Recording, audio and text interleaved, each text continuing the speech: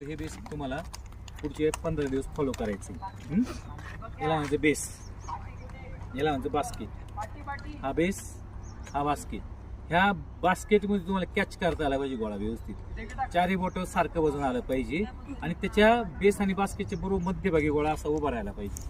आणि हा अंगठा फक्त नॉमिनल लावायचे, दाबायचं नाही. अंगठे दाबायचं नाही, असं हे असं करायचं नाही. ठीक आहे. हे बघा, बेस, बास्केट, नॉमिनल अंगठा आणि असं वर जाऊन चारही बोटं सारखं वजन घ्यायचं. सारखं वजन येत नसेल तर गोळा तुमचा परफेक्ट बसलेला नाही. आणि असाच ठेवायची प्रॅक्टिस करा. याला खूप दिवस लागतील, याला 10-15 दिवस. आणि मग हा गोळा नेहमी लक्षात ठेवायचं, या हातापेक्षा या हाताला जास्त महत्व आहे. आपण म्हणू उलट कसं काय बोलले सर, या हाताला जास्त महत्व आहे. तर हा याला अँगल पण देतो आणि याला हॅमरिंग पण करतो.